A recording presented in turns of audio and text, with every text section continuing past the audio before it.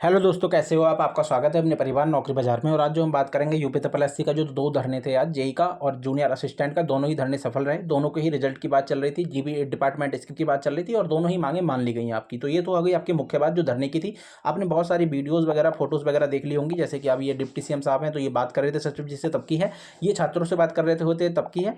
और ये जो डिपार्टमेंट के स्किप के लिए बच्चे गए थे उनकी है। जूनियर असिस्टेंट के रिजल्ट के लिए गए थे बच्चे उनकी है। यहीं पर दोनों बच्चे थे। जूनियर असिस्टेंट के कम बच्चे थे, लेकिन जो जेई के बच्चे थे वो ज़्यादा थे।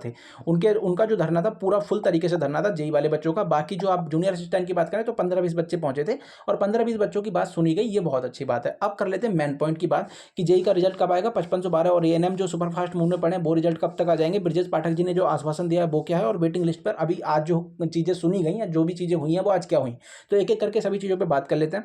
सबसे पहले बात कर लेते हैं हम 5512 के रिजल्ट को लेकर। तो 5512 का जो रिजल्ट है वो सुपरफास्ट मूड में जा चुका है। सचिव जी ने आपको आश्वासन दे दिया है। आश्वासन के साथ में उन्होंने एक पत्र भी दिखाया जिसमें पूरी तरीके से लिखा हुआ था कि आपका रिजल्ट जो है इसी महीने में जारी कर दिया जाएगा, यानी कि अगस्त लास्ट तक आपका रिजल्ट आ जाएगा।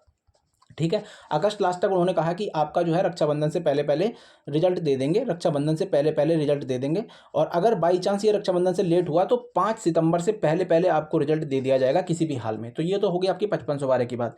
अब बात कर लेते हैं आपके एएनएम के रिजल्ट के बारे में, क्योंकि एएनएम वाली जो महिला कैंडिडेट है वो भी बहुत ज़्यादा परेशान है। वो कल गई थी, उनको आश्वासन दिया गया कि 4 से 5 दिन के अंदर आपका रिजल्ट जारी कर दिया जाएगा। तो आपका जो एएनएम का रिजल्ट है उस पर सुपरफास्ट मोड में काम चल रहा है। अभी आपका रिजल्ट ज़्यादा लेट नहीं होगा।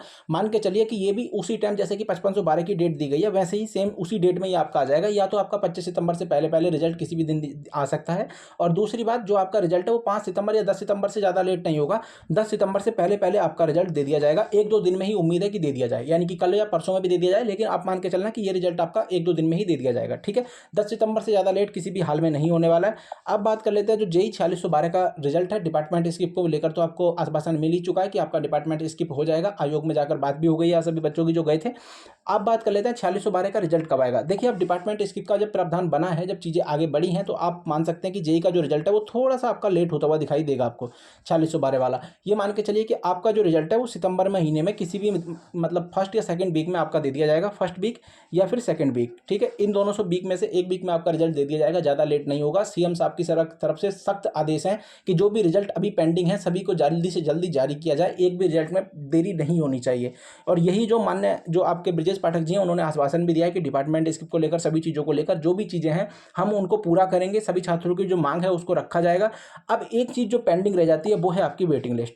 वेटिंग लिस्ट को लेकर भी बात की गई डिपार्टमेंट स्किप की तरह। तो डिपार्टमेंट स्किप जितना बड़ा मुद्दा था आज का, उतना ही बड़ा मुद्दा वेटिंग लिस्ट भी है। क्योंकि आप बीपीओ, जूनियर असिस्टेंट या फिर आप किसी अन्य भर्ती की तरफ जाएंगे तो वहाँ पे देखेंगे बहुत सारी सीटें खाली रह जाती हैं। बहुत सारे बच्चे ऐसे चयनित हैं जिनके जो डिपार्टमेंट है वो सेम ही है, पहले भी उन्होंने अच्छी खासी पोस्ट ले रखी है और इसमें भी वो सेलेक्ट हो गए। यानी कि हो सकता है कि कुछ बच्चे ऐसे हों जिन्होंने पहले भी बीपीओ में सेलेक्ट हैं और अभी वर्तमान में बीपीओ ही बन जाए। तो उन बच्चों को लेकर जो बात की गई कि वेटिंग लिस्ट की, तो वेटिंग लिस्ट को लेकर जो अभी जो डिप्टी सीएम है उन्होंने कोई आश्वासन नहीं दे पाए। उन्होंने कहा कि ठीक है इस पर कार्य करेंगे, लेकिन वर्तमान में कोई भी चीज़ ऐसी नहीं बोली उन्होंने कि हम इस पर लागू करेंगे नहीं करेंगे, इसको लेकर कोई भी बात नहीं हुई है।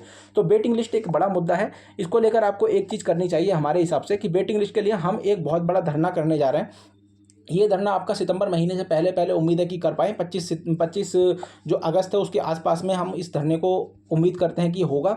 और ये धरना जो वेटिंग लिस्ट के लिए होगा, ठीक है, इसको लिखने में समय जाता है इसलिए आप थोड़ा सा नहीं लिख पाते हम। तो वेटिंग लिस्ट के लिए धरना होने वाला है। जो भी बच्चे, जो भी छात्र हमसे वेटिंग लिस्ट के लिए जुड़ना चाहते हैं वो चैनल को सब्सक्राइब कर लें, वीडियो को लाइक कर लें और अपने दोस्तों को भी शेयर करें, जिससे कि वो लोग भी वेटिंग लिस्ट का एक मुद्दा बहुत बड़ा मुद्दा है और इसको उठाएं। जैसे कि आपको पता है कि बहुत सारी भर्तियों में विदाउट वेटिंग लिस्ट बहुत सारी वैकेंसी खाली चली जाती हैं। और कल भी मेरे पास जो बीपीओ का रिजल्ट आया है उसमें एक बच्चा था, ठीक है, उसमें उस बच्चे ने कहा कि सर मेरे 67.50 नंबर हैं, और जबकि उसके जो नंबर हैं 67.50 थे और कट ऑफ कितनी गई है 68.25 पे गई है। तो आप मान सकते हैं 0.75 से वो बच्चा रह गया। अब ये मान के चलिए कि जो भी ऐसे बच्चे हैं जो 0.75 से 0.25 से 1 नंबर 2 नंबर 2.5 3 नंबर तक आपकी कट ऑफ, बहुत सारी डिपार्टमेंट ऐसे आएंगे जिनमें 3-3 नंबर तक कट ऑफ गिरेगी।